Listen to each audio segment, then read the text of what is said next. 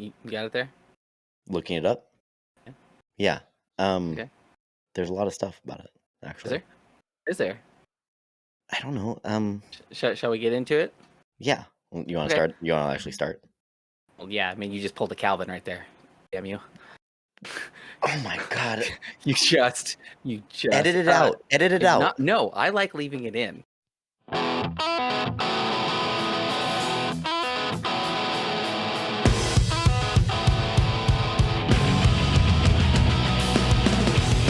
Hello, everybody, and welcome to another episode of Beers Per Minute. I'm your host, Mick Pettit. With me, as always, Devin Lopez. Hi. Not with us this week is Calvin. He's over in the East Coast. He's betraying us. He's taking. You have betrayed us. He's taking his sweet wife over there to visit family, I think, right? Yep. Well, Yeah. happy wife, happy life. I can't fault the guy. Right. Exactly. So, filling in though, or actually missing out on this awesome guest is Calvin. We have Mr. Nick Gibson here with us. Hello The there. Comic book artist from Michigan. Now, how are you doing? Fine and dandy like sour candy. Awesome. Sorry, I'm just in a really good You mood are right full now. of sayings. I love it. I'm Yeah, full of dude. something, at least. Whether it's bullshit, hot air, or just lots of water, I really don't know. It's good to be full of water. Yeah. Yeah, a little bit of column A, a little bit of column Z. It's all good. Mm-hmm. Why don't you tell us a little bit about your comic books that you have? I know you sent us the first 2 issues of one of them, and then the first issue of the other. So Yeah, so I got about 3 comics total out, split across 2 series. The first one I did was Project Axis, which was like a sci-fi spy thriller kind of thing. Like, imagine if Jason Bourne was a cyborg, very plot twisty, like one issue bleeding into another kind of thing.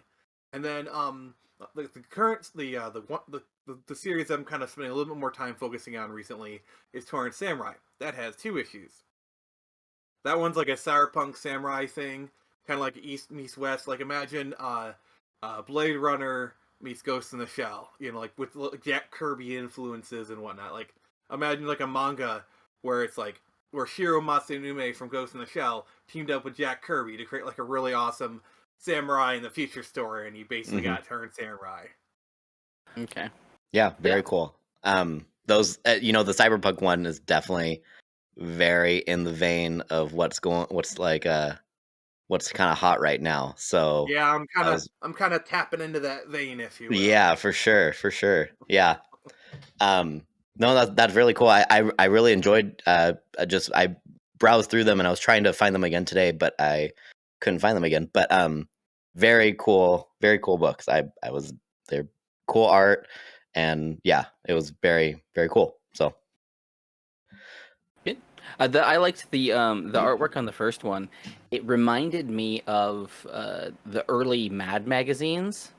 The like when they did like the political stories. It's really realistic, and it's kind of gross. Like, it's intense in that aspect of like you see all the weird wrinkles, and they're not straight lines. And it really reminded me of like flipping through the old Mad magazines and seeing those stories. I really liked it. Yeah, I could definitely see where you're coming from on that one. Yeah, for sure. where do you kind of draw your influences from? Like, what are your writing influences or comic book influence? Like, what are your influences? Well, as far as my writing influences, I'd say I kind of draw from like a wide variety of sources.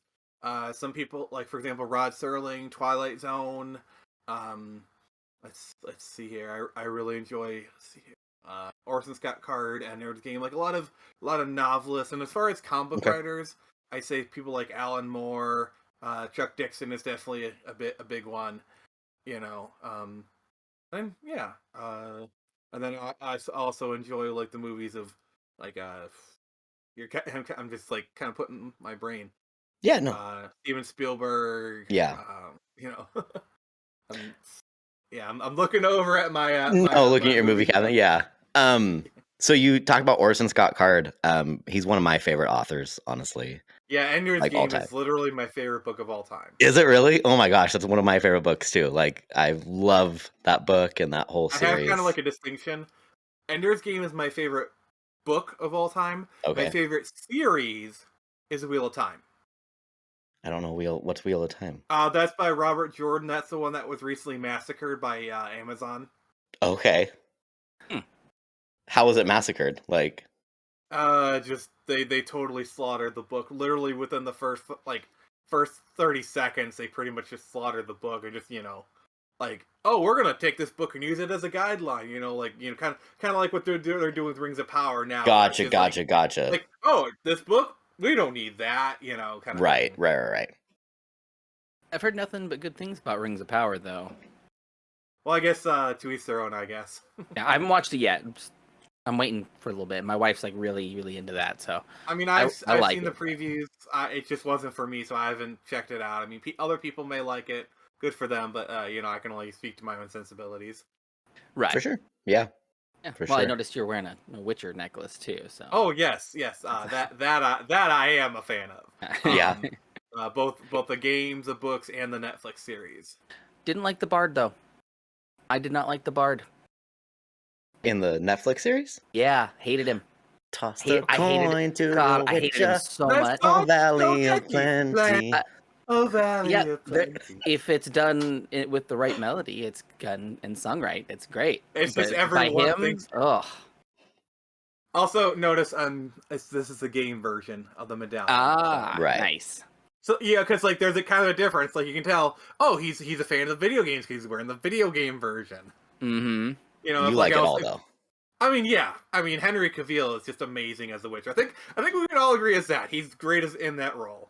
Mm-hmm. Yeah, for sure. He pulled him off like perfectly. Yeah. The actress who plays Ciri is really good, and I think the actress I think for Yennefer is pretty good. Some of the material they give her, I'm not the biggest fan of, but the actress herself, I think, does a really good job of the role. Isn't there a new season coming out soon? I know they just finished filming it. I know Okay. that. So At least they finished. Cool. Yeah. That should be pretty fun. What else is your like influences and things like that really drew you into wanting to like do a comic and? I mean, obviously Star Wars. I'm a huge Star Wars fan. Cool. Let's see here. Like I mentioned, Blade Runner, Ghost in the Shell. I've always kind of really been a big fan of the cyberpunk genre. Stuff like Shadowrun, the tabletop series. I've really been a fan of that world. Batman Beyond has always kind of been a big influence on me. Yeah, that was. I love that show dearly. Amazing. Yeah. I haven't seen Batman Beyond in forever. Oh my god, Right. you need to see it. It still holds up, honestly. Does it? Yeah, and that show in and of itself is cyberpunk, so. Yes, it is. Right. Yeah. Yeah, it was definitely set in that. Yeah, and Didn't they? They had a game with it too. Wasn't it PlayStation 2? Yeah, I think it was like PlayStation 1 Or PlayStation 1. N64. Yeah, it was Okay, the tie-in yeah. Batman Beyond Return of the Joker. I hear it wasn't the best. Right. I just remember there was one of those like starting at 3D, like. Yeah, I remember the Oh. N64 version because they did a movie in like 2000, which honestly was pretty good. Like Batman Beyond Return of the Joker. It was, I remember. Yeah, I remember that. Oh man, the memories. I've been like watching these TikToks. Like, oh look, I bet you don't remember this '90s thing. Street Sharks. Remember those? Oh yeah, I watched Street- that as a kid. Do you I don't know know what what Street Street Sharks Sharks are? Oh Micro man, Mice and Mars. Oh yep. Oh, I got one for you. The Watt Cats. Oh yeah. SWAT Cats. Yeah. What are Yep. these things? SWAT Cats were amazing. Yep. Man, I haven't heard. God. I have not thought about SWAT Cats in so long. Oh That's- my god. Oh man, that was a buried one. Oh jeez. Well, Yeah, because like, I've always been like a fan of like jets. I mean, like Top Gun is one of my favorite films of all time, and you have no idea how happy I was when they announced like a Top Gun 2. This is like years ago when like, oh, they're making a Top Gun 2. It's probably gonna be chintzy, and then it turned out to be one of the biggest movies of all time. So right. I haven't seen it yet though. it's really good. It's really really good. That's what I hear. I need to watch. It's sitting the on my first one, to watch list. Yeah, but Right. haven't gotten there yet. Make sure you're watching it with like a really good sound system. That is my suggestion. Okay. Yeah, I'll take your word for that. It's one of those films where you want to watch it like in a good experience. It's like the roaring of the jets, kind of thing. Right. Does Tom Cruise look old in it though? Like, or does he look like solid? Does he still look solid in it? Like, He looks pretty solid. Like I know he's like pushing 60, but the guy looks like he's in his mid 40s. Like honestly, dang, It's because he's an alien. he's I an mean, alien. I don't know what it is about him and Something. Ralph Macchio where they look like 20 years younger than they actually are. Mm-hmm. Like How old is Ralph Macchio? I think he's pushing 60 as well. Really? Yeah. Yeah, and he looks like he's in his like late 30s, early 40s. Yeah, he looks pretty solid still. Have you seen Cobra Kai? Like the dude, like seriously, I don't know what it is about him, Keanu Reeves or whatnot, like what they're bathing in, but like seriously, Share a little bit with the rest of us. There's probably a weird cult out there of just all these like attractive actors or whatever, and they all bathe in the same like Lazarus pit, and they all rejuvenate themselves basically. we're just not there yet. Yeah, exactly. That kind of brings back to that old "Would you rather" that we did the same bathwater question. Yeah, exactly. That's basically what it is, and they're all okay. I am intrigued. Oh, we like to do some "Would you rather's" usually on the show every now and then. Hey, let's do it on game. Let's pull one out. Yeah, let's pull one out. Let's pivot a little bit. Let's make sure your pull-out game's strong though. Yeah, don't be like Calvin. Okay, let's see. I got a couple here. Would you rather? And this one's kind of subjective. I mean, let's try this one. Would you rather have super sensitive taste buds or super sensitive hearing? Ooh. Like, and I guess the way that I think of this is like, a very like sharp taste or like a very like, I don't know, I want to say loud because it applies, but like a very just like very flavorful thing would hurt and a very loud thing would like hurt in the same way. Yeah, would be paralyzing. I would pick Overloads. super sensitive hearing because I can wear earmuffs. I can wear like ear protection to kind of dampen sound. Can't really do that with the tongue. You'd have to eat like bland, or like have some sort of like tongue condom kind of thing. Yeah, that would suck. Actually. Oh my God! No! What have I unleashed upon the world? It'd have to be like have little like holes in it too, because you'd have to be able to get some flavor through it. Oh. Yeah, because the flavor would just be too intense if you just touch it to your tongue. So you gotta have something that just like teases it a little bit. It's a tongue filter. That sounds very expensive versus just literally just putting some earmuffs over your ear. Yeah, but you're sacrificing audio quality. Like you hear not as great things anymore. Like everything's muffled. Nah, just go get some military grade headphones. You mean like the ones they use like on the 50s? Like, they literally make stuff where it's like you can still have sound in, but it really decreases the volume. I mean, because like auditory technology is actually highly advanced. Like I could imagine it actually wouldn't take too much to create like earplugs that like kind of deafen sound. Right. I honestly like auditory technology is really crazy. Like we can restore hearing to like a lot of deaf people, like the cochlear implants or whatever they're called. Yeah, right. True. Awesome. Yeah. But like my uncle is military, so he's got some of those ones they would have up on the cannons, and you can be talking like this and hear you just fine, but you clap or gunshot goes off, and it just is like you went just like that. So you can just throw those on, you're good. Any loud thing, it would just dampen it to where you could handle it because you could adjust it to your level where it cuts off. And then like let's say you needed to go all superhero, you just kind of take them out, and then like I can hear them talking. Like, dude, they're 5 miles away, but I can hear the conversation like they're right here. So or like you just take the earmuffs and you go all Cyclops and you like tune it. Like like oh my God, I kind of want to create a superhero like that now. That'd be cool. I mean, that's basically the Morbius Beluga right? Man. There's Daredevil too. There's Daredevil as well. I just watched Morbius for the first, or I don't think I even finished it. God, it was bad. Morbin time! It was bad, but he had that I've heard. part where he was just like he'd like start listening or whatever. He'd make like a weird face and be able to listen to things. But yeah, it was a bad movie. Kind of love the faces they make. He can sense 12-year-old girls from 12 miles away as opposed to 5 miles away now. So we're sticking with the super sensitive hearing, right? Yeah. That's my pick. Yes, I think as well. I would probably agree. I guess it just makes me consider, like, what does this say about our society where we care about people's hearing, but we don't care about their taste buds as much? You know, like, where's the technology for taste buds? Yeah. I would like to eat really spicy food, but still, it's like with hearing. Hearing's a lot more important. Like, it's such an important sense for our daily lives. Whereas taste, while it's still important, like, I mean, it's true you can live without hearing, but it decreases your quality. Yeah. You know, where versus like if you have no taste, sure it impacts your life, but it's the severity is a lot less. You have True. taste, but you can only taste like hardly anything. So you have to have like the blandest of the just a piece of meat. Like at that you can't point, even you might as just well not char even it. Even the char would be like if it's too much char on like a piece of meat would be too much. Yeah, at that it's true. point, you might as well just not have taste. Yeah, it's true. Plug your nose all the time. Yep.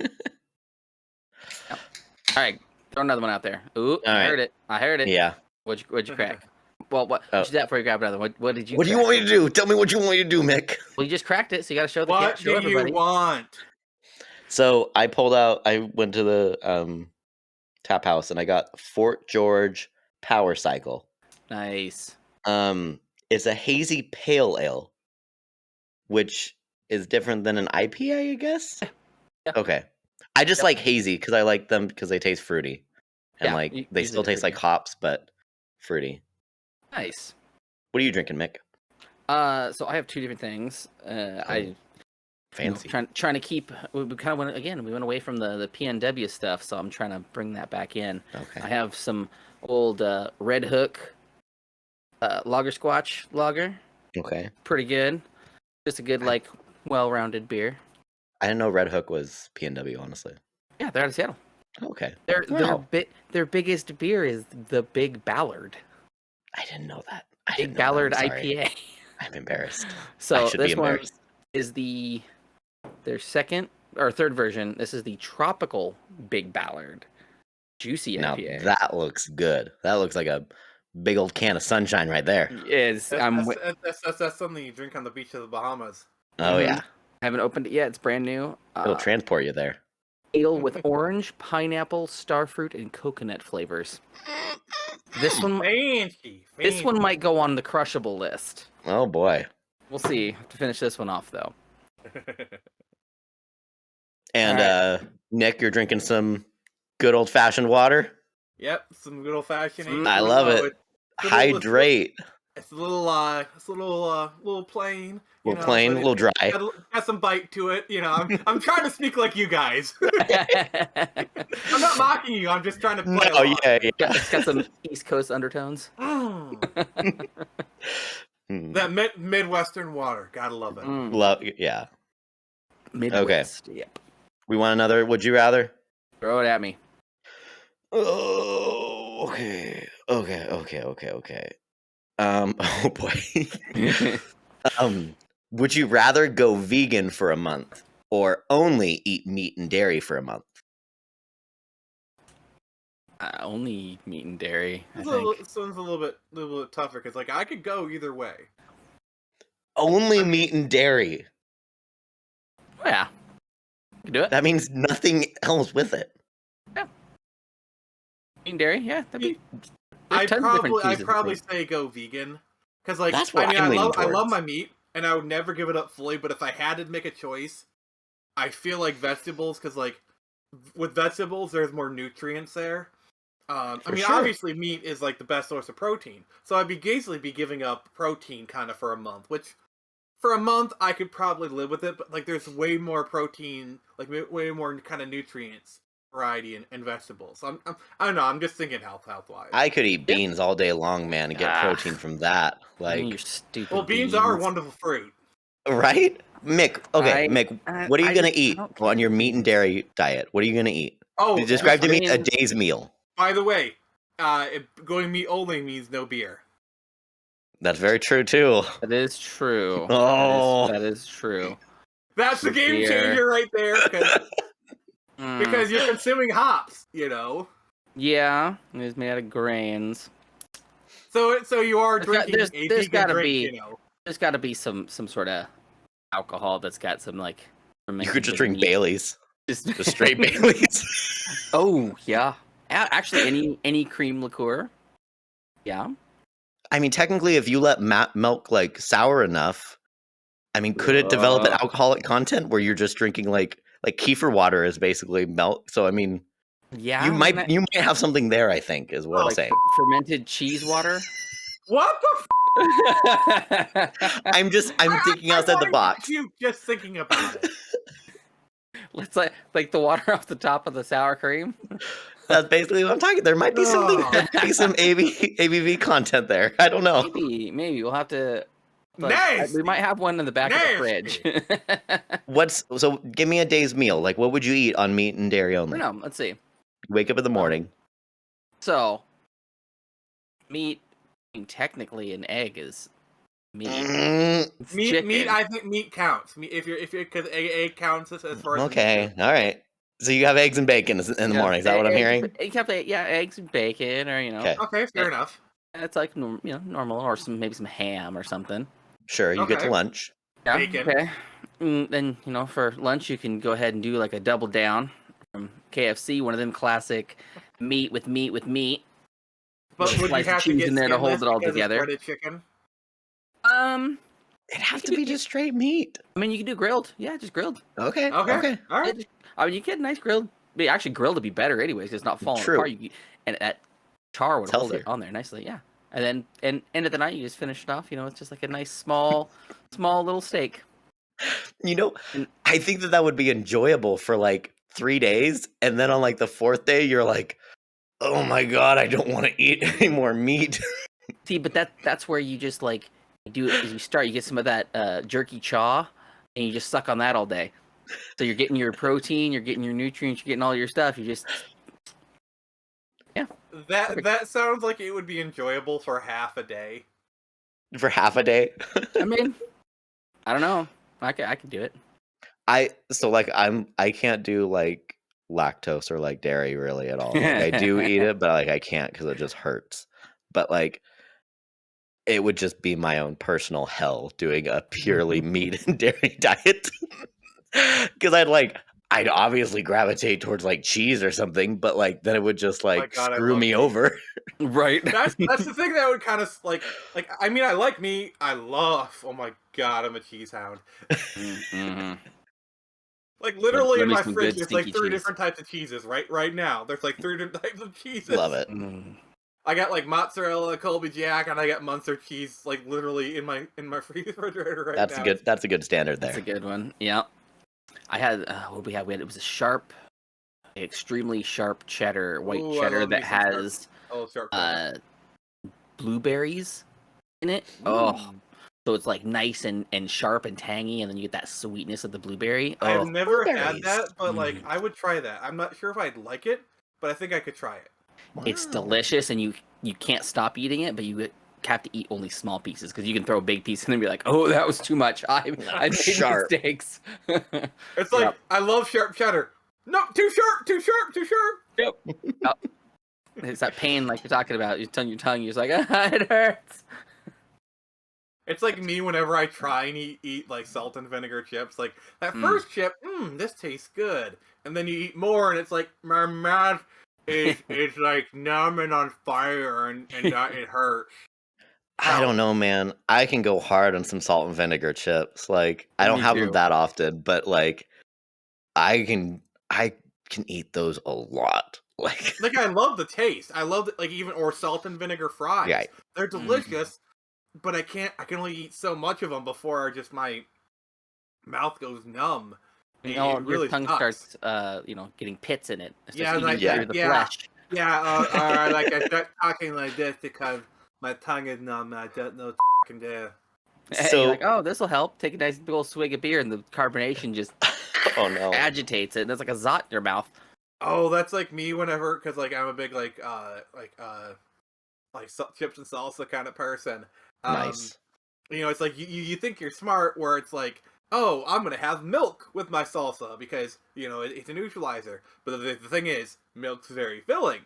So you just munch on the chips and salsa, all of a sudden my stomach feels like it's going to explode. Yep. It's like your mouth is fine because you've been neutralizing it, but your stomach is taking the brunt of the damage. And you're Right. like, oh, I want to die. And then you Yep. fart, and you're like, this is better. I'm good now.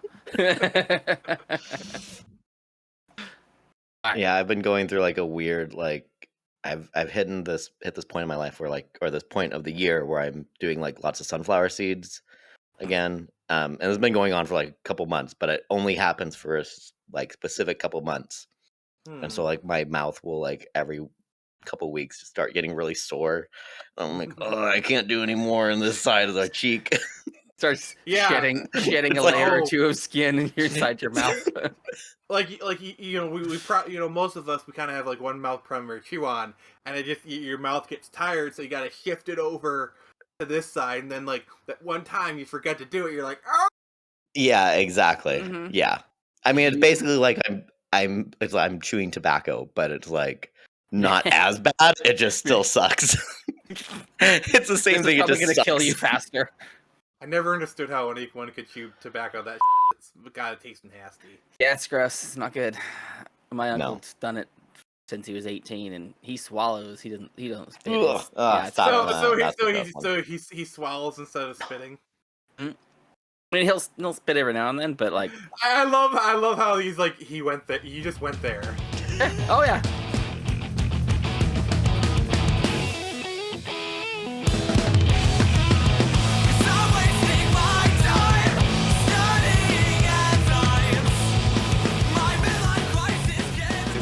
Hey.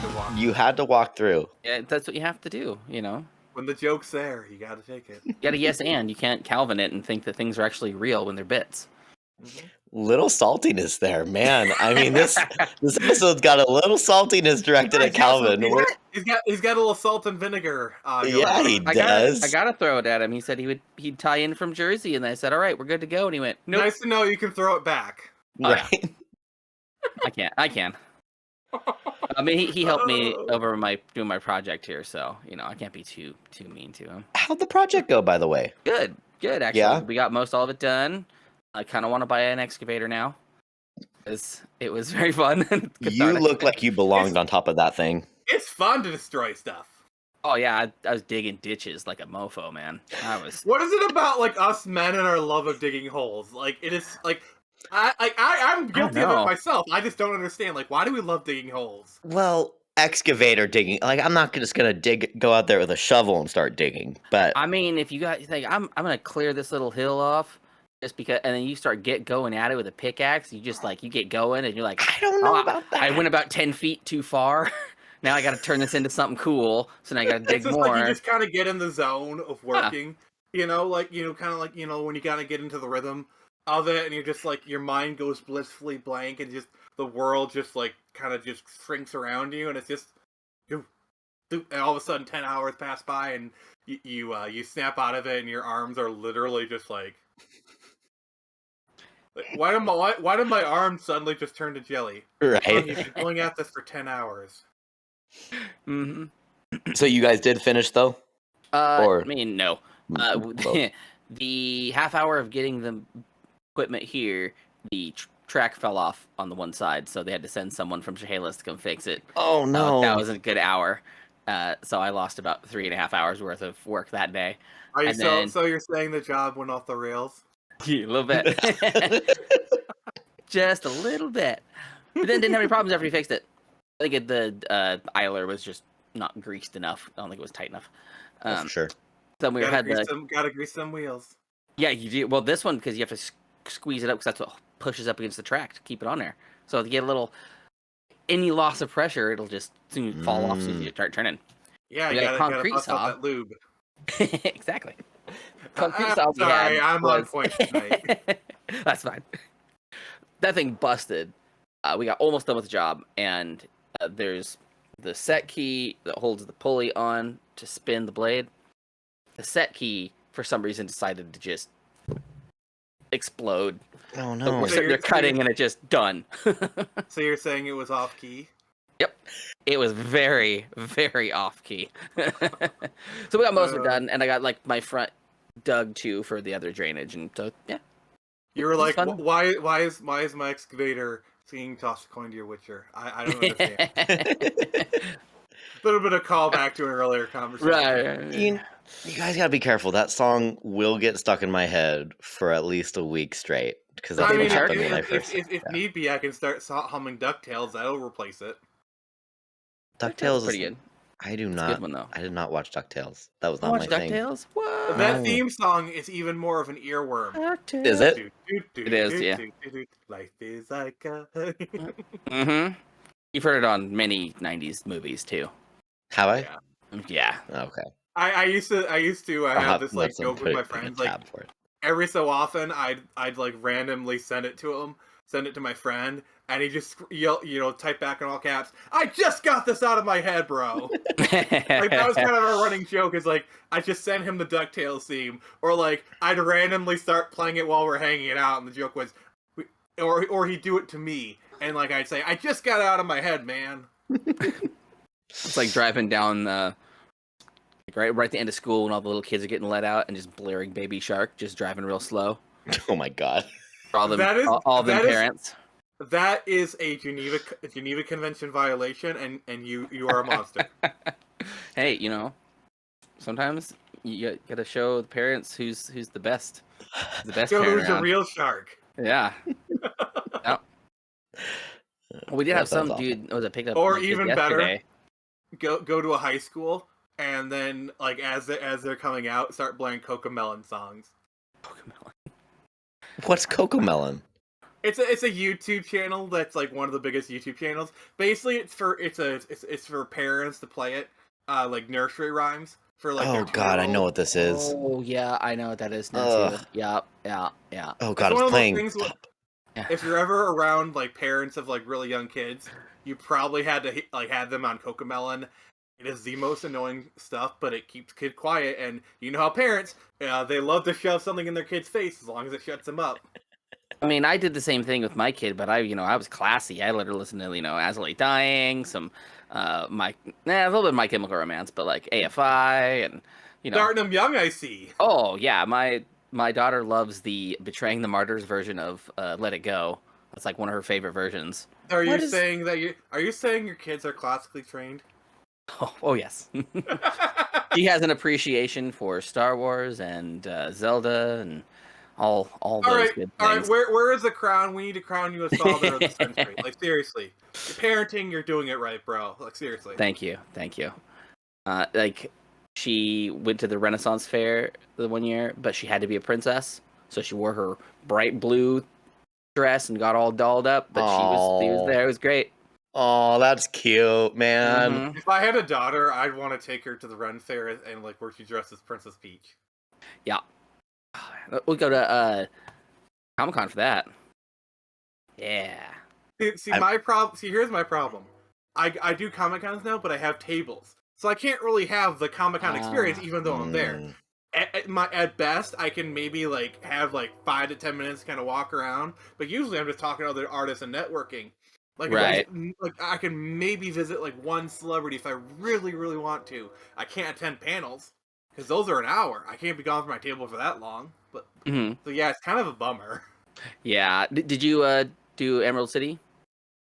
No, that's way too far for me. I wasn't sure how far you'd go or how far your reach is yet. Right now, I'm just doing stuff in like the southeastern Michigan metro area.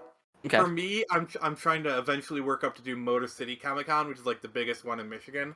Okay. And then from there, it's on to the Chicago conventions. Oh, okay. Cool. Like it's kind of because like Chicago is like 4 hours away from me. Got So it. I need to do overnight, but it wouldn't be too bad of travel. But like Chicago, I get like C2E2, Wizard World. Motor City Comic Con is like the big one in Michigan. That's like $300-400 a table. Got to, that's kind of working up to that. And then Right. from there, honestly, probably some stuff in Ohio. Just kind of work my way. Yeah, for sure. Eventually, I plan on getting like a Ford Flex and just have that be like my work van. Something comfortable that I can drive cross country with. Right. But yeah, it's all about like working up to it. I've been making good strides. Like I've been selling good at conventions, but it's all just kind of right now. I got like my short-term plans, long-term, mid-term, and like long-term plans. Right. Mm-hmm. Yeah. Well, by being on here, this is having your reach over here on the West Coast. So yeah. all them bimps out there, you guys better check out his stuff. Oh, so why don't we talk about it then? Yeah, talk about it Absolutely. even more. Yeah. So what do you have coming out soon? Or go ahead. You had something. So I do have something coming out quit cutting soon. It's him off. currently in the pre-launch phase. So if you got like the link, you can kind of drop it or whatever. I Oh, don't yeah. know how you guys. It'll all be in the description. Nice. So my latest comic is called Screecher. It's like a female Batman kind of story, where you have this young woman named Avia Fletcher. She's 19 years old, and her father was jailed for a crime he did not commit. And basically, he worked for this company called Eden Pharmaceuticals, where they're developing this renewable energy resource, and the company wanted to weaponize it. So he destroyed the process to where what was left was like he had a formula in his head. So they basically jailed him for embezzlement, and that happened in like 2012 when she was about 12 years old. Flash forward, 7 years, and she's now 19 years old. She gets called back to Michigan because she was living in New York, and she's got basically they're gonna do something to her father that's gonna get the information, but it's gonna kill him. So she's kind of racing against the clock, but she can't really fight against this corporation that's doing dirty tactics as herself. So she dons the mantle of Screecher. Because, like, around 2005, the mother made a superhero suit for Harrison, the father, as, like, a wedding present. At least that's the story she's told. Okay. Wink, wink, nudge, nudge. So she refits the costume for herself, and she becomes Screecher. She doesn't really have any powers of her own. I mean, she has abilities, like gymnastics, martial arts. But it's mostly, like, kind of like it's like she's like a tech hero kind of thing. Right. Okay. Cool. Yeah. I really like how it's set in Michigan because there's there's not a lot of heroes coming out of Michigan necessarily. So I aim to change that because yeah, because Turn Samurai actually takes place in Detroit, right. futuristic version of Detroit.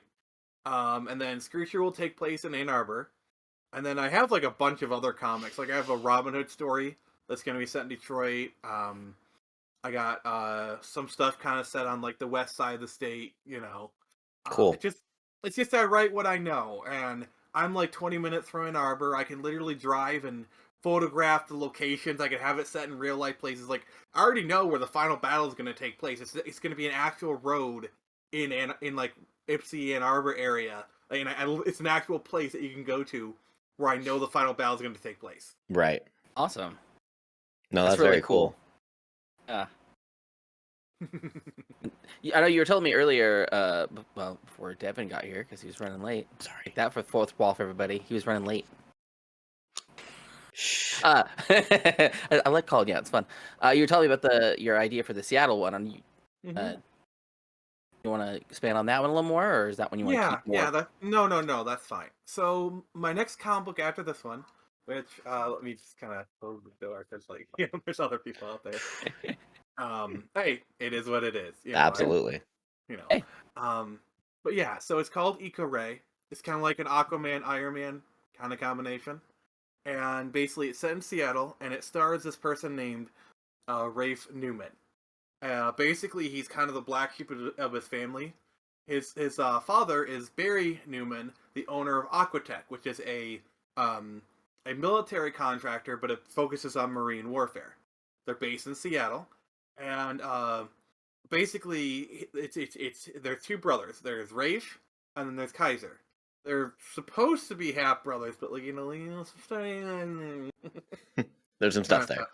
Yeah, and then so there's this. So basically, they're half brothers. Wink.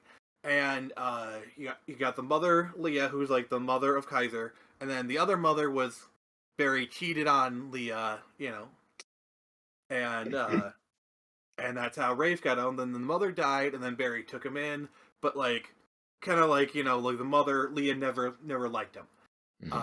Kaiser is like he's got like it's kind of like that kind of relationship you have with a brother where it's like I fucking hate you, but no one else fucks you but me. It's like Right. it's like I hate you, but but when people say like, hey, let's f him over, like no, just because I hate him doesn't mean I want him to ruin his life. It's like we're never really close, but it's like some sort of brotherly kind of respect and love there. Um, and so Barry dies, and he leaves half the company to each of the brothers, and this causes a conflict because Rafe, being the black sheep of the family, just kind of did his own thing. He joined the Olympic swimming team and was a gold medalist in swimming. And he's basically kind of been doing that stuff. So he's called from Florida back to Seattle. And so Barry left the company to both of them. They both equally own the company, 50%. And so now Rafe has to do, work stuff, whereas Kaiser has been like, or Kai has been like his second in command. And Kaiser's position is like, I wouldn't care if they would have given Rafe like a bunch of money, some houses, like he actually has like good reason for being angry because like he's nowhere near ready for this stuff, and now he has half the business, have to acknowledge it. And so like that kind of sets some awesome stuff. First day of Rafe's company, he gets this assistant named Monica, used to be the assistant to Barry, and then basically she kind of digs this suit out of storage where Rafe had done his master's thesis on perpetual tidal energy. Like perpetual motion, Right. except with tidal energy. And it's like this suit that kind of runs water through it, an enhancement thing. And he had done it like theoretically. Barry had built it. It's kind of one of those like moments where like you think your father hates you, but then like he dies, and then you find the shoebox full of all the news clippings of all the stuff he did, Right. and you realize, oh, he kept them, like that Mhm. kind of moment. And so like she says, "Oh, the suit never worked," but as soon as Rafe touches it, it springs to life for some reason. And so, kind of flash forward, the next day they're inspecting a former oil derrick about a mile offshore. When some stuff starts happening, this is kind of the call to action moment, and he saves some people using the suit. In particular, there's this woman doing some underwater welding because like explosions are going off, like the rig is collapsing. He saves her. It's like, oh, I can be a superhero. And then it's kind of revealed, oh, those explosions were blue. Those were Aquatech underwater charges. The only people who had access to those are Aquatech employees, and senior ones at that. So it's like, there's some foul stuff afoot, and kind of starts this whole conspiracy. This whole eco-terrorist group kind of starts popping up out of nowhere called Blackfish, and like the second in command is this like monstrosity called Echo, who's like half man, half dolphin. Okay. Because the thing is, I'm in this universe. There's the merfolk and the mermen. The mers are basically your standard mermaids and mermen. Like Little Mermaid. Right. Right. The merfolk are human-animal hybrids, to where when they did nuclear testing back in the 40s and 50s, human DNA got mixed into the water, and when they did the blast, it fused with the animals there, and they became hybrids. Okay. And so Echo is kind of one of these merfolks. They're two separate species. Gotcha. And basically, he's kind of, and so basically he has this power, like, how like the dolphins have like the echolocation. He could do high powered sonic kind of, kind of like Right. kind of thing. That's kind of his thing. That's why he's called Echo. Very cool. Yeah, and it's kind of this whole kind of mystery that kind of unfolds, and you got this sea witch called Ursa, who was a deep sea kraken, but the nuclear blast kind of awakened the magic within her to where she can transform into human form. She can kind of do spells and whatnot, and she may or may not be playing some tricks with the family. Gotcha. Yeah. Cool. This is pretty interesting, and I'm pretty psyched to see it set in the Pacific Northwest. I'm kind of Yeah. a sucker for anything like that. So Yeah, so that's gonna be pretty good. Like, I wanted a water-based stuff, and like, yeah, I mean, I had 4 choices. It's like New York, played out. LA, played out. Yeah. Florida, could work, but it's a little bit cliche. right. It's like I've always loved the city of Seattle because like I'm a Nirvana fan. It's like I always love kind of the atmosphere of Seattle. I feel like to doing a water-based superhero book, Seattle, it just feels perfect. Yeah. Florida maybe, but like, but like, I don't know. Like when I think of water and cities, I think of Seattle. Yeah. Especially Florida's with gross. yeah, Florida's gross. Yeah, Even with yeah. So like with Ika Rayo, it's kind of like obviously the Aquaman Iron Man stuff, but a lot of the genesis was I was trying to do like how Iron Fist, like the corporation, bit of a corporate Game of Thrones kind of thing. Like Right. Leah is very heavily inspired by Cersei, kind of thing. Mhm. And then you got these brothers, half brothers, some stuff, and also the other thing is Rafe and the Newmans are black, so it's like they got that kind of family. Right. Okay. Like obviously Rafe is kind of more like a Jason Momoa type. Like I couldn't help myself. Yeah. But like, yeah. You have to have the heartthrob. Yeah, and if people are going to be calling me out for it, I know I'm going to try and tone it down, but like, I really want to give Rafe those dreads, Oh yeah. Well, it's when like, Jason Momoa, he's doing an Aquaman Iron Man thing, and his character's based off of Jason Momoa. Of course, like when Jason Momoa was cast as Aquaman, like, I mean, it was a good fit for him. Not to say I like the Aquaman movie necessarily, but I like it. it was a good fit. It was a good fit. I think, he was like the only person that really could pull off Aquaman. I mean, Like, to be fair, they had to basically invent a whole new type of Aquaman character to make him cool. they did because Right. he was a whiny little white boy. That was what you think of Aquaman. Like, And I think they made fun of it so much. I think leaning into like the royal politics of Aquaman, I think was a good idea. Mhm. Like the king and stuff, and I think doing that actually works really well for like a DC comic story. And I liked Aquaman. The only thing bad about it is there's one of the actresses in it shits in bed, so it's kind of a little bit difficult to go back to.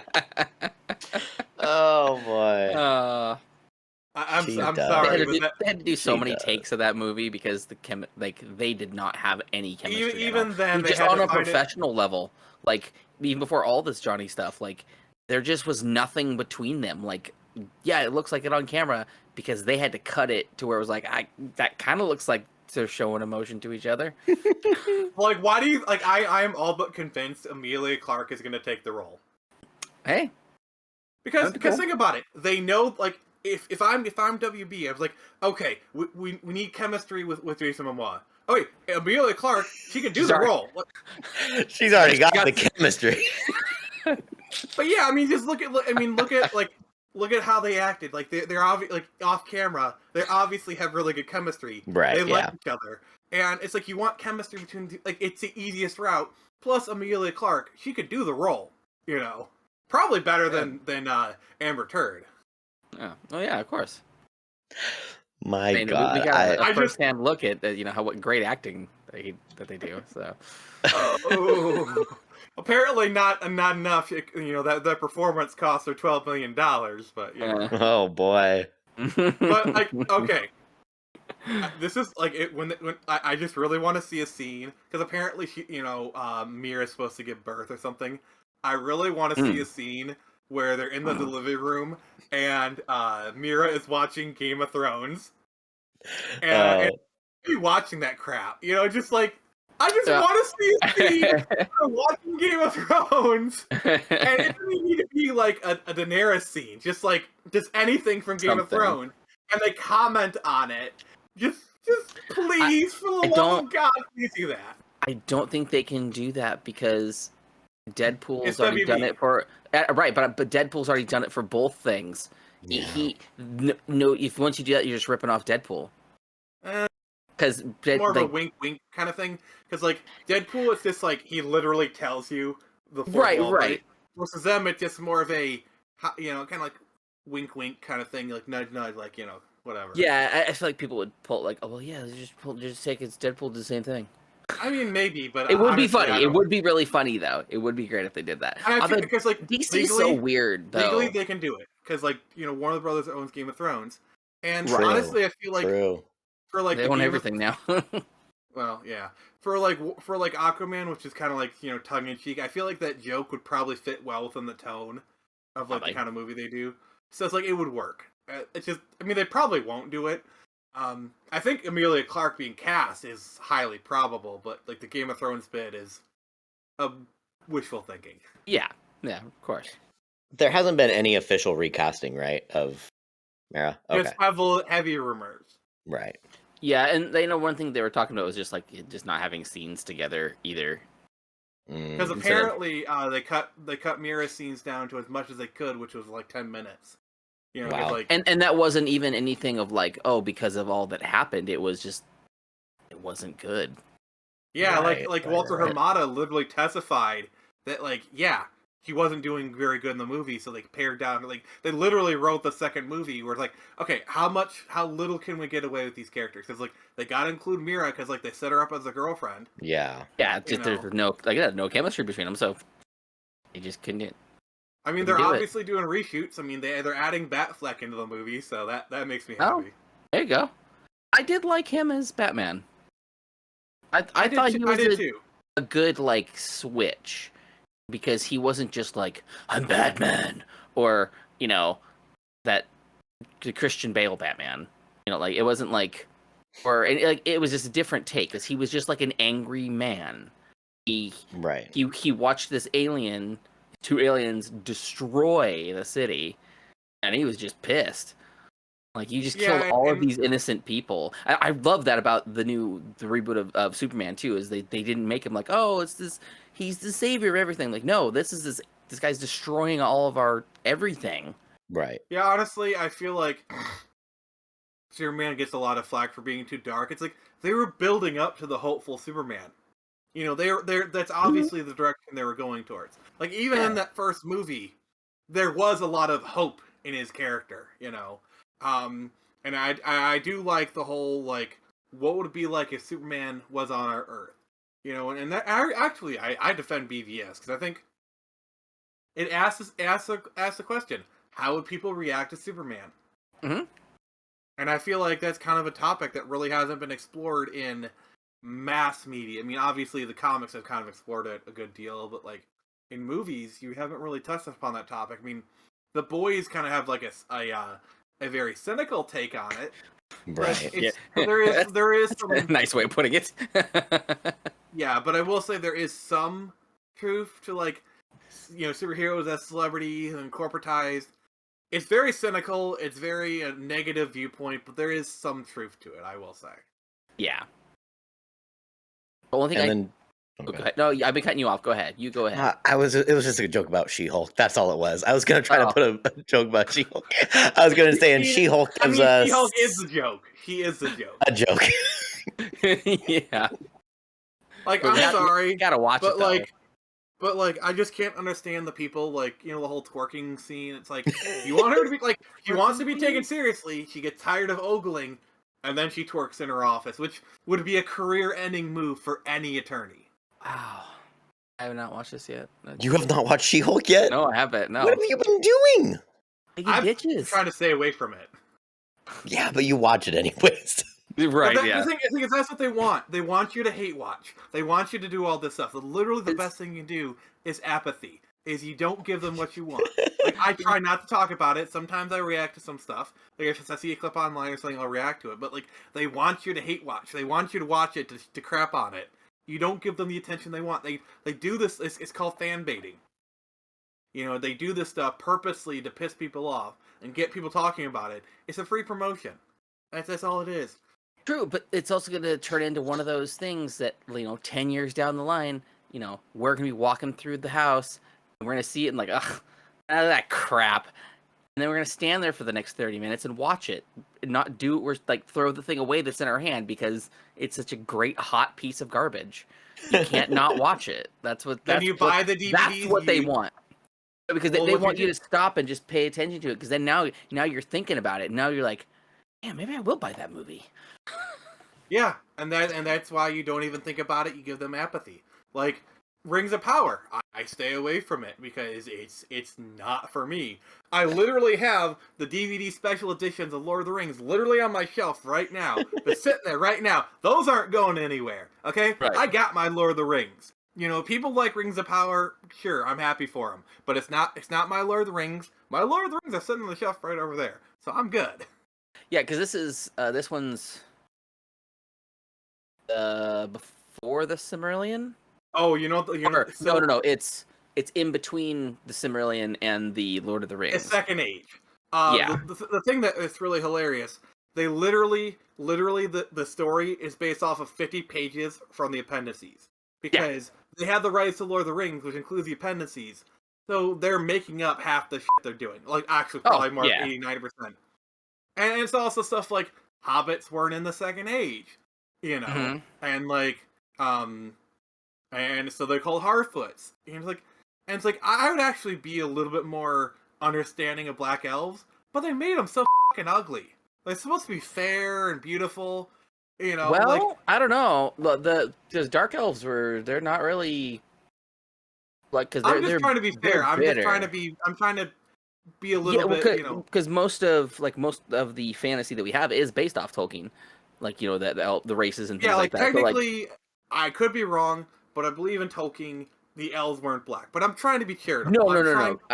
Right. The ones that in the Lord of the Rings and things like that, they were all just like they're all white wood elves, and the ones that were in but I'm trying to be Rivendell charitable by saying I can tolerate elves being black as long as you stay true to the characters and the source material. Right.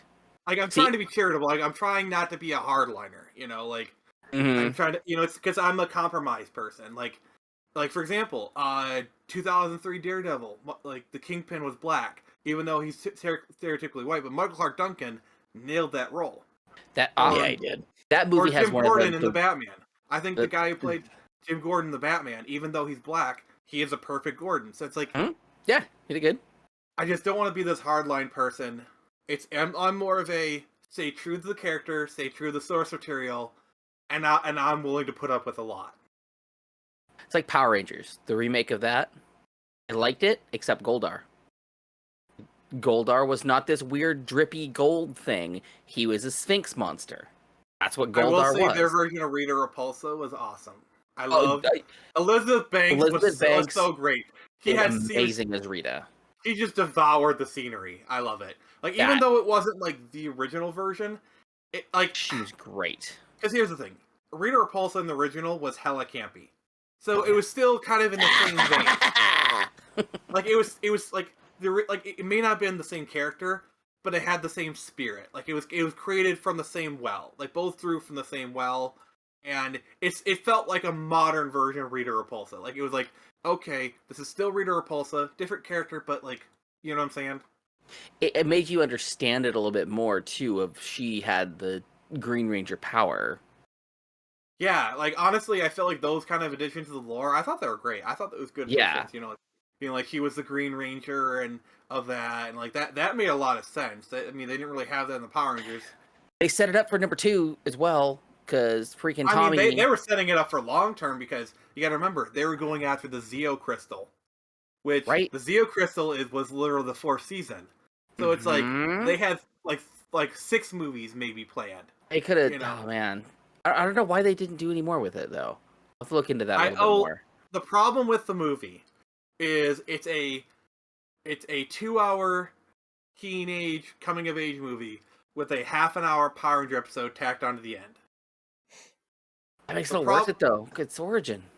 I mean, I feel like they didn't do enough Power Ranger stuff. Like, I like the movie, don't get me wrong. Right. And I feel like them abandoning this after they put in all that legwork. Abandoning like Devin just did. Just abandoning it. Just leaving. Then there's a couple other things. Like, Hasbro owns Power Rangers now. So Oh, do obviously, they? It's not Sabian anymore, no. or And it's not? then Was it Sabian? Haim Saban, Saban. So Yeah. basically, Power Rangers is based off a Japanese show called Super Sentai. Haim Right. Saban, blah blah blah. In the mid 2000s, he sold it to Disney. Disney owned it for about 6 years or so. It's called the Disney era. Oh, I And then didn't know Disney Saban had bought it. it. Yeah, they did from about Wild Force to RPM. Okay. Wild Force is kind of like a half and half season because Wild Force was still done by MMPR Productions, but from Ninja Storm through RPM is pure Disney because like Disney they moved from Interesting. LA to New Zealand, and then when Haim Saban bought it back in like 2010 or 2011 or so, that's like Samurai through Ninja Steel, I believe. That's like the Neo Saban era. Right. They still kept in and then Hasbro bought them, and that's what you have now. Okay. So like they're still in the same facility that Disney was in New Zealand. That's why like after like in like the mid to late 2000s, all of a sudden, all the Power Rangers had like badly disguised New Zealand accents, and like they're obviously in New Zealand for a lot of those seasons. Oh, I didn't notice that. Interesting. Yeah, I mean, like for example, if Huh. you watch Mystic Force, which is a Yeah. fantasy stuff, and they actually take advantage of the fact that they're in New Zealand, you know, Oh, cool. Like or the scenery stuff, and like all that. yeah, I mean from Ninja Storm through RPM and onward, they're in New Zealand. Okay. Were you ever into They film in New Power Zealand. Rangers, Devin? No, that's why I actually use this time to go to the bathroom. That's what I I haven't figured. seen Power Rangers since I was like 7. Okay, Yeah, so I'm a which, huge Power Ranger fan, so I can talk about this crap for hours. which Power Rangers is what did you start with though? Like, what was your one you grew up on? I mean, Mighty Morphin? MMPR. Like, I have my. You were original, right? Oh, I'm an OG. Okay, so Devin, you watched it start when you were 7. You're younger than us, so younger Yeah, than me at least. I don't honestly, I don't know. Hold on, let me just look up Power Rangers. I don't Yeah, even know what I.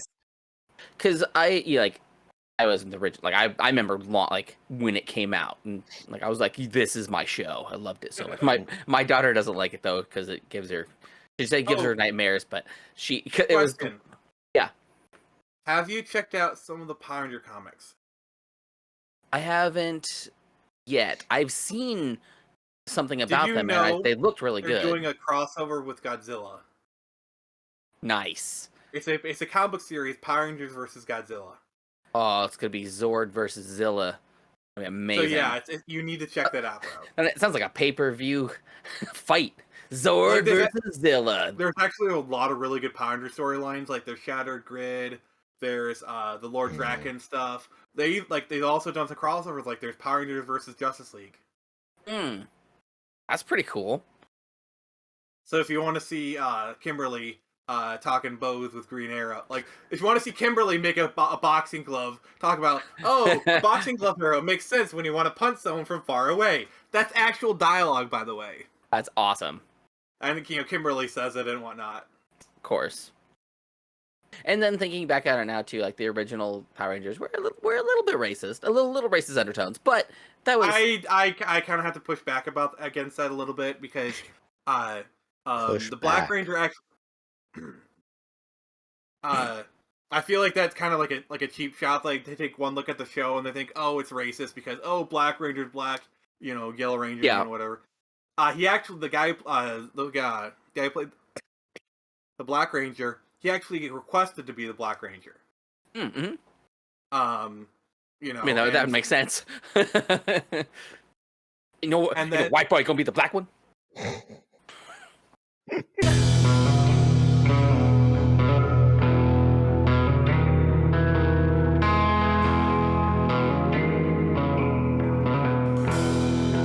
If you could do it, dude, that's awesome. I wish I could do voices like that. Or I've been trying forever. The other things where it's like most young boys in animation are voiced by women. Yeah, I mean, exactly. There's a very practical reason for it. There's a very practical reason because males with prepubescent have higher voices, and women tend to be able to hit those ranges better. It's a very, very, but that in of itself plays into the same problem, But then you have like characters like Tails, though, from like Sonic. If anybody else voiced Tails, it would not be right. Because Tails has that specific sound. You know he's a boy, but he's just a small kid. So he has more higher pitch voice. See, that's a problem with like the woke schools out there. It's like there is no limit to this stuff because, like, for example, Knuckles has dreads. You know, he's a very kind of Caribbean looking character, and you hired a black man to voice him. Like, that could be considered racist. You know, could be. Although he did great. I mean, he did a great job. He was perfect for the role. Like, I'm just saying that the logic these people use is you can apply to anything. Exactly. Yep. Exactly. And that's a problem. You know, I keep seeing your face all lit up there, Devin. What are you doing? I'm literally trying to find what Power Rangers I remember. I remember watching it, but like I don't none of these people. I don't know who these people are. Okay, so you said you were like 7. So what? Yeah. Like, when I was 7. What did the designs look like? What were the Zords like? You know, like the theme. Kind of describe to me. I can probably. It was like 2003, probably 2002. 2003, 2002. Okay, so Dino Thunder. That I was looking at that one, and that one, like the name of it, made more sense to me. Oh, I know. Ninja Storm. Ninja Storm. I don't. Ninja Storm was pretty good. Was it ninjas or was it like dinosaurs? Dinosaurs makes more sense. I feel like. Was Tommy in there? Because like Tommy was in that season. They brought back Tommy. Do you know who Tommy is? I don't know who Tommy. He's like a legit martial artist too. I'm so happy that he is like stuck with what he's done. Like he is the Green and White Ranger. Like he will never not be that. Yeah, he's pretty much typecast himself. So. No. This guy definitely remember him. Tommy? Definitely. Yep. Okay, yeah. So it's probably. Oh yeah, you see that little goatee on the bottom? Definitely know this fella. Was he the guy in charge? Yeah, he was a mentor of the season, then he became the Black Ranger. Yep. Oh, like you want to talk about racism allegations? You know, for Jason David Frank. I don't. No. I'm just further proving how ridiculous some of the stuff is. So in season 3 and 4, they gave Tommy Native American origins, and then they made him the Red Ranger. Oh. I mean, see, this is the slippery slope that I'm talking about. You can see that, yeah. He is Greek, Polish, Irish, and German. And he will F you up, dude. I don't remember Power Rangers, honestly, that much. This was not my thing.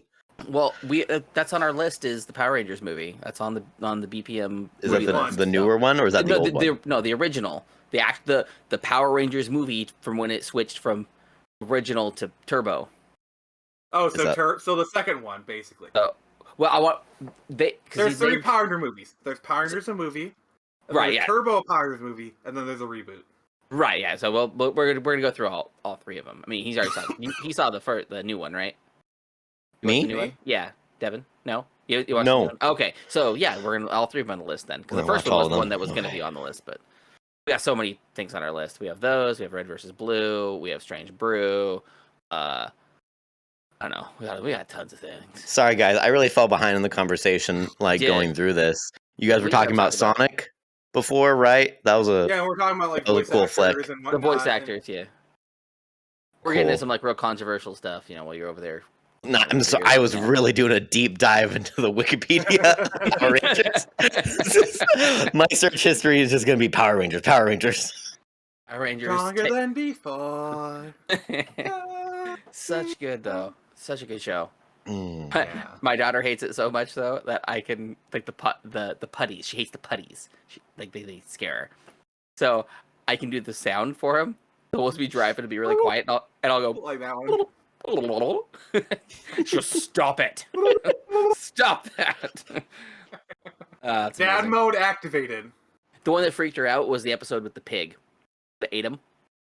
It ate almost all of them. Yeah. Who was left? It was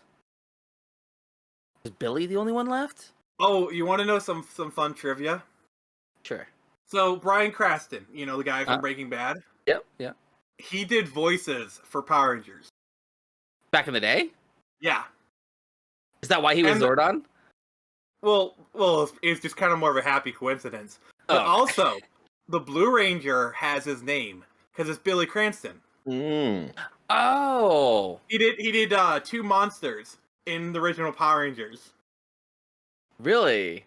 Yeah, and That's it's cool. like it's basically one of those things where it just kind of it's like a fact to tell on late night, kind of thing. Like, Yeah, that's awesome. I love it when you find out like big name actors have been like, "Oh yeah, I was the voice for this weird obscure thing for like yeah, 2 episodes." So cool.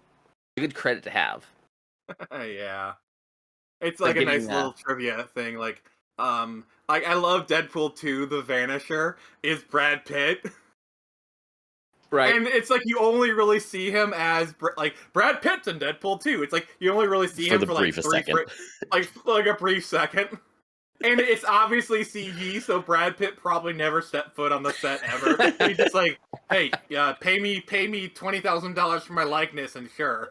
What a Yep. check to collect, right? And he probably gets royalties from the movie too for like the 3 frames he's in. Oh, for I'm sure. sure. Yeah. Easiest money ever, you know? He probably thought it was a funny joke too. So like, oh, that's funny as shit. Now I gotta do a goddamn thing. Yep. Guys, Bryan Cranston was in Mighty Morphin Power Rangers before he was in Malcolm in the Middle. And Yeah. that is actually insane to think about. Yeah, I was just talking about Malcolm that. in the Middle was what, 2000s? 2000! It was 2000, yeah. Have you seen the alternate ending to Breaking Bad? I never watched all of Breaking Bad. So the alternate ending I'm sorry. is it basically he wakes up and he wakes up next to his wife from Malcolm in the Middle, and they basically pull a Bob Newhart show where they basically say the entire events of Breaking Bad were a dream. And it's literally they got the wife from Breaking Bad, and he's acting like the guy from Malcolm Middle, and like the last shot is a pan, and you see the Heisenberg hat, and then it's like they played the Malcolm like life is insane. That's awesome. That's awesome. You need to That's look that up. great. Yeah. They filmed that because like they knew it wasn't going to be the official ending. They just wanted to do it just to do it. I mean, it wouldn't really fit with them Breaking Bad, but as like a funny alternate ending, it's perfect. Yes. It would be really funny. Did you guys see the new Avatar's coming out? Sorry. Did you see the new Avatar is coming out in December? I really don't really have much interest. I mean, I never Not an really was a Avatar big guy. fan of Avatar. Like, I saw it, it's cool. The only Avatar I'm interested in is The Last Airbender. See, I'm excited for it just because it's been so long. So I'm like, I gotta watch it. Like it's gonna be that we gotta make it a BPM thing. It's We not like gotta I watch it in don't theaters. want to see it. It's just I really don't really have much interest. Like, it's kind of one of those things where it's like, it's on Blu-ray. Sure, I'll check it out. It's like, no, I just don't really have much desire. It's just like, eh. Is it because it's like a franchise that never really built off of something, so it feels like it was kind of a one-off movie that kind of just existed? Honestly, I wasn't really a fan of the first one. It just like, Okay. Oh, okay. it looked amazing, but it was just like a very thinly veiled Trail of Tears. There wasn't really much story-wise. Right. And like for example, if a friend says, "Hey, let's go see Avatar," sure, I'll go to the theaters and see it. It's like Right. Well, you'll have your chance to do that because the first one's going back into theaters again with a couple other in the vaults that I are just coming don't out really- with like I just- The Bodyguard with Whitney Houston. I You'll mean, if see they're that gonna on the big screen release again? True Lies, I'll go see that. Was that one on the list? That's a James Cameron film. That's why I said it. That one might be on the list because I think The Bodyguard is Cameron as well. I'm not sure. I Let's know True Google Lies it. is. We have the internet, good I can't remember guys. because it was. I know was they that did one like a of them? 3D 4K re-release of Terminator 2 a few years back. I'm really sad I didn't get to go see that. Hmm. Well, that's not I'm James sorry, I Cameron. love- That's not okay. It's like Hmm. I like James Cameron. Like, I actually think Titanic is cool. I think the story for Titanic is actually pretty good. I the mean, whole yeah, history's cool. I mean, like, there's enough of an engaging story with Titanic to keep you there. There's not. I mean, like, Not when you've seen it 7 times as a 10-year-old. I mean, yeah. It's like Bicentennial Man. That movie can burn in the depths of the. I this remember the thing whole- you do with those and movies is you it's- don't see it for like 10 years, and then you watch it one day, and be like, oh, pretty good. I don't know why I hated it. And then you were like, Nope. Nope. The hatred I have for Bicentennial Man and Titanic runs so deep to my core. I Oh, saw you don't like like Titanic? Bicentennial Man once. Because I saw it like 8 times when I was a child, against Why? my will. Because I was I a mean, child, 8 times. I mean, the because thing I about had Titanic parents was and aunts and grandparents that loved it, and they wanted to watch it all the schools, time. like you'd like if you were in high school, they play like in the late '90s. Whenever teachers didn't want to work or there was like the last day, they'll put on Titanic. That's awesome. I didn't watch it Well, until I I was forgot like that. 18. Oh, that's probably why you like it then. I don't know. I don't necessarily like it. I'm just not against it. Like, yeah, it's one of those ones that it's 6 hours and I can't do it. See, but then I can sit down and watch Lonesome Dove. I'll watch the hell out of Lonesome Dove. that is. My Lonesome gosh, Dove. there's so many tabs here that I'm looking up of stuff. Lonesome Dove. This You is know what Lonesome literally Dove just is, going to be Nick? an information You night want to for know me. a movie that's like 3 hours long but doesn't feel like it? Like Dune. That is like a Oh it's yeah. Wait, the original Good. or the new one? the new one. Okay, so I haven't watched the new one yet. I'm waiting. The new one is actually really good. I got to see that like IMAX and whatnot when it came out. Sweet. Which I mean, it's Dune. That's all the I've way you heard watch is it. it's like amazing. That's all I've heard. Yeah, and it's like 3 hours. It actually goes by pretty quick because like, sure, it's like a movie that like takes its time and it's 3. slow, but it's like it kind of draws you in. It kind of has like this hypnotic kind of like thump, like just like the sound design, the story. Because like, oh my god, the sound design in this movie is amazing. You know, like if you watch it with a really good sound system, you hear like the crashing water or just like the way the dialogue is done. It's like very hypnotizing. It just draws you in. Nice. I'm excited for it because I grew up. I didn't read the book, but I watched the movie and then I played the games, the old RTSs, because those were so good. I mean, Dune 2000 was better than the first Dune, but I mean, Dune was great. You know, and Mind Spice and try to avoid the worms and clicking as hard as you can as the guy's trying to go across the screen. Like, no, the worm is gonna eat my guy. No, and it always gets it. Like honestly, I think dividing the first book into 2 movies was a frickin' stroke of genius. Yes. Like you're doing 2 movies that are 3 hours long. It literally gives you more than enough time to explore the book. It was a genius move. I'm all on board. They're gonna do Dune Part 2, and it's gonna be amazing. And it needed that. It needed you can't it. take that sort of a story and throw it into an hour and a half. Like it David Fincher did the best he could with the time frame. He did the best he could. I'm waiting for the Snyder cut. That's what's gonna happen. Like I'm waiting for that. 7 hours. Oh, I'm a huge Snyder fan. Like, give it to me.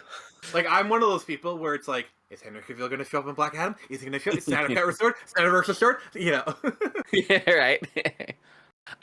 Speaking of Snyder, and way back to Batman vs Superman. The only thing I didn't like about that movie was they killed Apocalypse in like 2 seconds. Wait. No, they didn't. Or yeah, like in the not the extended Apocalypse version. Is the planet. Apocalypse is the planet. Not Apocalypse. Sorry. Oh, what's his name? The guy. I even have his pop figure. The last dude when Wonder Woman shows up. Doomsday. Damn, there it is. Bam, Doomsday. When Doomsday shows up, he's gone within like 5 minutes of the end of the movie. Yeah, that was kind of like a last minute heel turn kind of thing. Doomsday. There's a reason why he's called Doomsday. He did kill Superman, so he did accomplish his job. But he was just like gone within 5 minutes, and it just wasn't. Yeah, it was. They could have done way more with that because it was like, bam, we're here, and Wonder Woman's here, and now he's dead, and now hey, look, Justice League's here. Cool. Next movie. I mean, what are you gonna do for a final battle? Because like, obviously, you wanted the Batman vs Superman fight, but like, you obviously wanted them to team up for something. What are you gonna do? Put Lex in a suit of armor? Which I mean, sure. No. They could have ended it with them fighting, and then where the next one pops in, that's where Doomsday shows up, and now they got to fight him.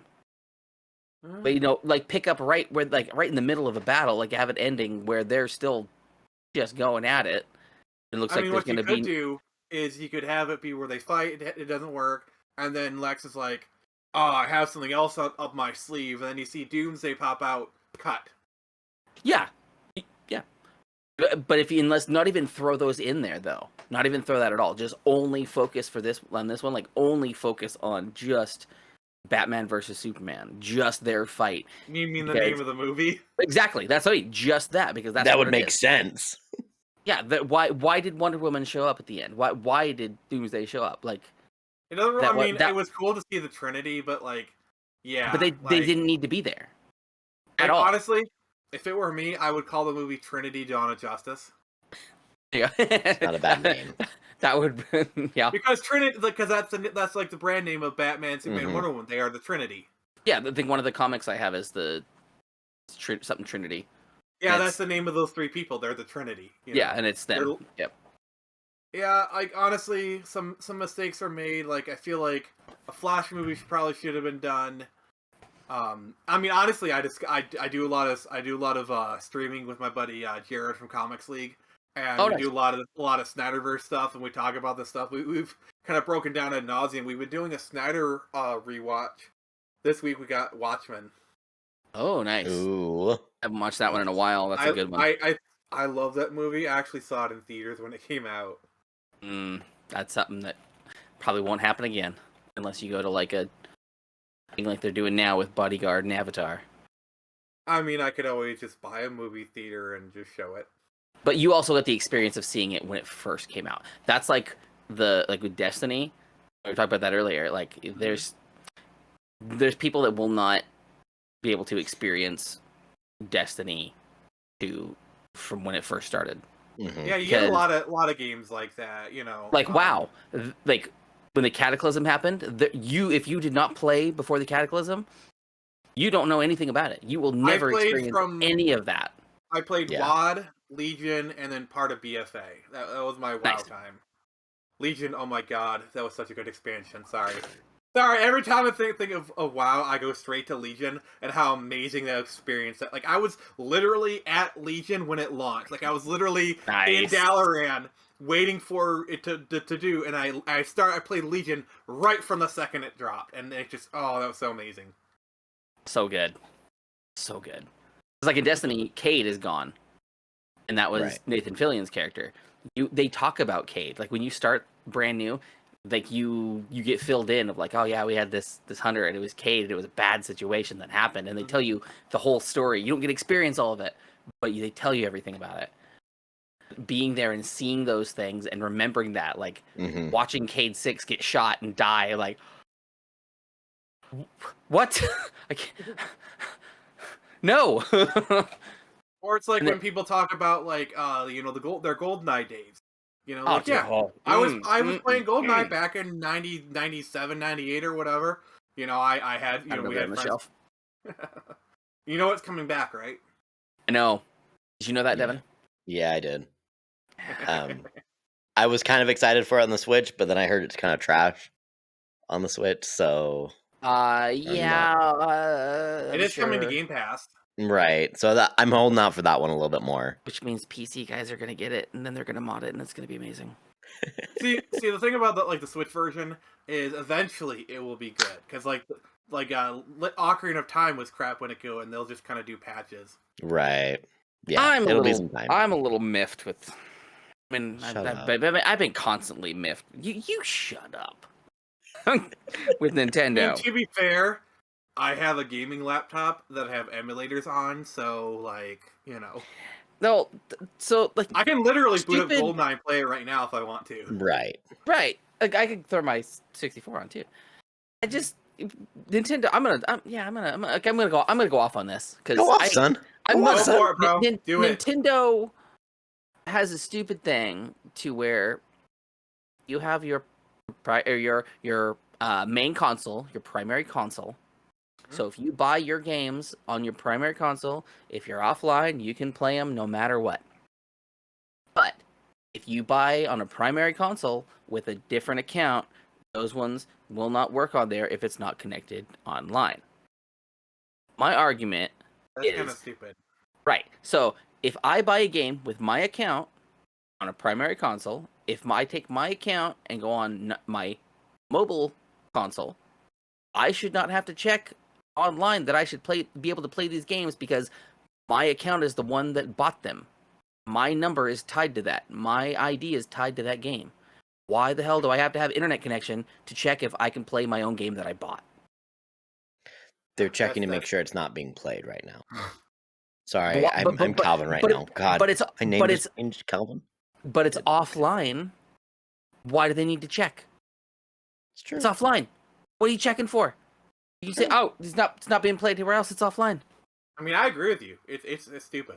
You know? If you try to play an online game on two separate consoles with the same account on different things, it's not going to work because it'll check. You have to be online in order to do it. Even if you're LAN, It's true. you have to have some sort of connection, and it won't work. But being just offline, you should be able to play your games. I have 3 PlayStations, and I can have one my game plan and 2 other people playing the same exact game on 2 different accounts. It's fine. I don't know, man. I agree. With you. Like, Just saying. I agree with you. So it's like I don't know what to say other than that. So. And the fact that, hey, Bluetooth is going to be with the launch. Oh, you don't have Bluetooth. And then like a year later, oh, hey, we unlocked the software, so now you can use the Bluetooth equipment that's been in the system this whole freaking time. I mean, never mind the fact that there's like no themes. There is no they just kind of added folders. Mm-hmm. There's like some stuff. It's like I go back to the 3DS and be like, oh my god, this experience is so cool. Like there's themes, there's folders, the user interface makes a whole freaking ton of sense. Mm-hmm. And it's like the only problem I have with the interface on the Switch is the selecting of the games. Is if you want to like look at all your stuff, you have to like literally scroll to the bottom of the row and then do everything, and then you can access the folders. You can't access your folders straight from the main menu. That's kind of what Sony does, but you can throw all your games in different folders, and the folders will be on the main screen, which that's nice to do, because especially if you have a nice 4 terabyte hard drive like I finally got, so I can actually throw them all in there. I just upgraded. Thank you, Asher, very much. Yeah, I got a 256 gigabyte micro SD card in my Switch. It's nice. Yeah, and it's nice to have that. And you don't have as memory and space sucking games on the Switch as you do with everything else. Yeah. I mean, the biggest games are usually like 30 gigabytes at most. Yeah, like Outer Worlds was pretty big, and Skyrim's okay. It's not huge. Plus, I primarily buy physical, so that helps a lot. Yeah. I only really buy digital when like something's like digital only, and I really, really want it. See, even then, why does the system have to check that you're able to play this game if you have a freaking card inserted? Why? Hey, no, man, Nintendo. No. This sucks. This freaking sucks. I'm sorry. It's just like that just doesn't make any sense. Anybody who thinks otherwise is a joke, If somebody like thinks it makes sense, like if their name was like Calvin and they thought it made sense, they're kind of a joke. And I do kind of push back on people. It's like you got these people who they make fan games for Nintendo, like Nintendo fan games. They know that Nintendo will strike their game down. They know that Nintendo does this. Nintendo strikes their game down. Why did Nintendo strike my game down? It's like, f*** off. You knew what you were doing. You knew exactly what was going to happen. And then when they finally did it, you cry bloody murder and you act like no. It's like, should they not be doing this? Okay, that's a debate we can have. But you know they do this. And you do it anyway. And then when they eventually do it, you act all surprised. You act all crying. Like, why did they do this? Like, it was only a matter of time. Exactly. Like, you want to have the debate about it? Sure, we can have a debate about, like, is this an okay thing to do? I'm fine with it, like, having a debate about it, but, like, this isn't, like, this, you knew this is going to happen. I have no sympathy, No, Nintendo's going to screw you over any day of the week. They're not, they know that they're going to make good money no matter what they do, so they really don't care about holding things back or pulling one over on you. See, but Nintendo's biggest problem is when they're on top, they get lazy. But when their back's against the wall, they do amazing work. That's why, honestly, the Switch would have never happened if the Wii U was even moderately successful. It's because the Wii U did so bad that, like, the 3DS carried them through that generation. Let's be honest. And the Wii U was cool, though. Like, it was a pretty cool system because, they could be watching TV and you can be playing your game right here. Like, that's awesome. I mean, if you look at the Great Wii U, innovation. it's basically a precursor to the Switch. You know, the Switch is basically the Wii U, but being able to do that, where you can have your system, and then having somebody else use the same, it's using the same system, but they're doing something completely different. It's like the glasses. Have you seen those? Like those TVs where you can have two inputs going at the same time, so you can put your glasses on. Right. Yeah. Or you can watch your game or whatever you're watching. The other person's doing whatever they're doing. yeah. Yeah. The Wii U was it did have a lot of great things to it, but like it had problems. Obviously the marketing, the name, Touchscreen was kind of weird. And also the Wii U had a problem to where they'd get the companies to do these ports. These companies do a really bad job doing the ports. The ports will sell like crap. The companies go like, "Oh, these games don't sell on the Switch, so we're not going to do anymore." It's like you made a crappy port that people didn't want, and then it's just like that's more of a third-party problem rather than Nintendo. But like, still, that's one of those things. Like they lost money doing that because then they couldn't put all these games on their library because nobody's going to buy them. Yeah, and so you see, always a console needs to have. They need to quickly get to a point because like a chicken and egg. No developer wants to make a system that isn't installed, but you need games for the install base. Fortunately, the Switch was a success right off the bat, and you get people wanting to make games for it because it has a big install base, whatever. But the Wii wasn't able to do that. It was kind of flopped out of the gate. After the first year, it was just kind of limping along. It took me like 3 years to get one. I mean, if they hadn't have lowered the price for the 3DS, it would have been the same thing. Yeah. Nintendo did a drastic thing, and they saved the 3DS. Unfortunately, they had a lot of good games coming down the pipeline for the first year, so like they saved it.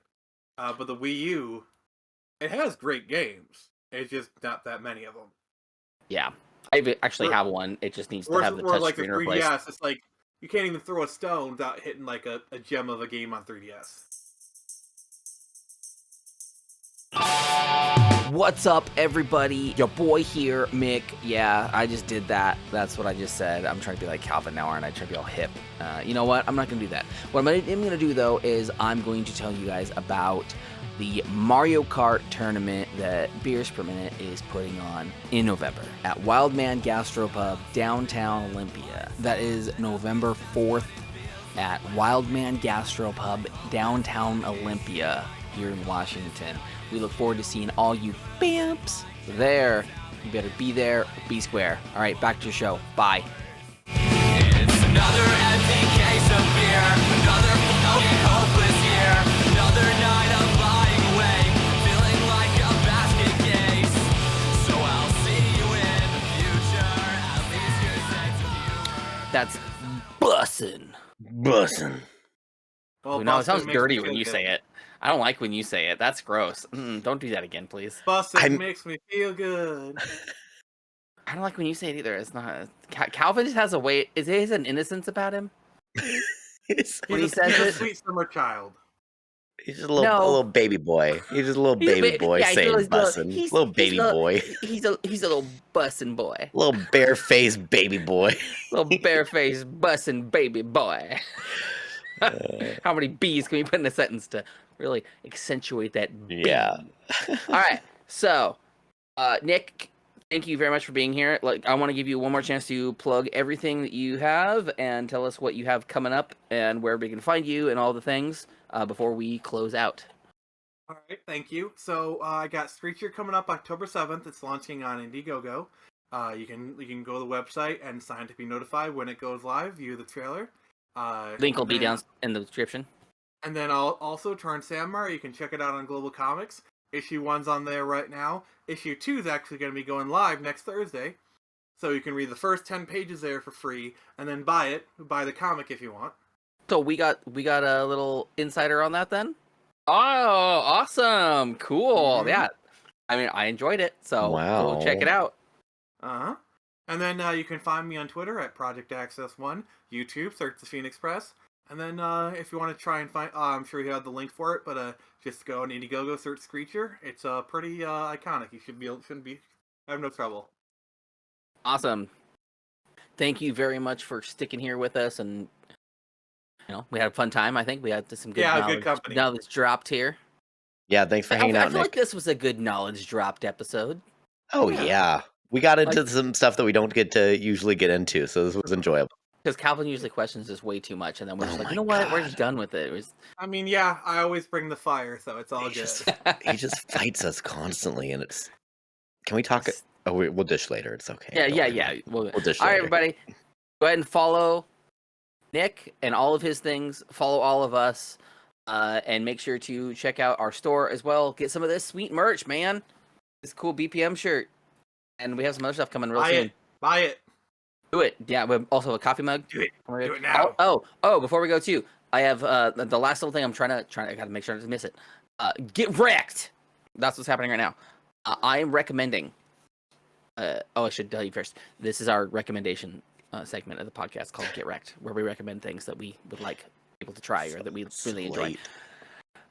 This is the Red Hook Tropical Big Ballard Juicy IPA. I recommend that. So get wrecked on that. Okay, I don't really want to recommend a drink again because You don't have you recommend whatever you feel like you want to recommend. Doesn't matter what it is. I know. Can you give me like 10 seconds? Yeah, go ahead. Okay, we're back. You have something that you would want to recommend to the viewers out there? I'll be right back. I mean, besides 2100 Samurai. I recommend you always hydrate. Always remember to drink that. Like, this glass is empty, but imagine it's full of nice juicy H2O. And I mean, nice Midwest Hydrate, water mother- too, right? Midwest too, right? Midwest water is best. I'm biased, but yes. Midwest is always best. Midwest is I'm always back. best. Hey, I I'm like back. it. Oh, he's back. Yes. He's got an insurer, people. He's got an Oh, insurer. we're about to get wrecked. Or Guys, I'm back. Hey. wait, is it salad dressing? No, it's not salad dressing. I'm trying to guess by the I kind of saw the bottle, so I was trying to. You didn't see anything. He's gonna recommend us Thousand Island dressing. No. So I've been making some food this past week. Uh-oh. It's food. Yeah, it's food. I'm sorry. Oh, I said Portion control board. It's sandwiches. Yes, and I've been made like food is some what I Asian said. stuff. And I haven't had this in a very long time, and I was like, wow, it's really good. Kewpie mayo. Mayo. Oh, It's very good, you guys. is that the limey stuff? It's not limey. It's more like, I don't know, like vinegary. It's like a very vinegary mayo. Tangy. You know that actually. It's kind of tangy. I got to admit, that actually does sound kind of tasty. Like It is very tasty. Like I love my Hellman's mayo, so like that's actually not too far off from like the stuff I like. So I could I'd be willing to try it. It's very good. Right. I'll have to try that. I've never had that either. I Yeah, know that the Hispanic culture too, like they use mayo for a lot of dipping sauces and things like that. That's like one of their That's big because dips. mayo is awesome. Mayo's Yeah, great, this isn't but really it's- a Hispanic mayo. This is more of like a Asian type mayo. right. That's what I was getting at. Yeah, Like the Japanese, I they love don't their mayo, really too. like. I don't know like any other cultures that really like have used mayo too much. Like I've known Japanese, nice the Japanese. Japanese as well, and that's what that one is. Is that Yep. Japanese? Oh, and was it Kewpie? Kewpie. Yep. Bye. All right, everybody. So you just got wrecked. Get wrecked. You. All right. So thank you again, Nick, for being here. Pleasure. We loved having you on. Enjoyed your comics. Go check out his comics and pick them up. Do all the stuff, everybody, and we'll catch you later. Bye. Bye. Use that. Just keep telling yourself it will be okay. It's still mostly raining outside. Maybe one day I will move back home to stay. At least that's what I say in my mind. Beers Per Minute has been presented by Stupid Mythic Forest. New episodes come out on Wednesday at 8 a.m. Don't forget to rate and subscribe so you never miss a thing. 'Cause I'm wasting my time studying at times. My midlife crisis can go die.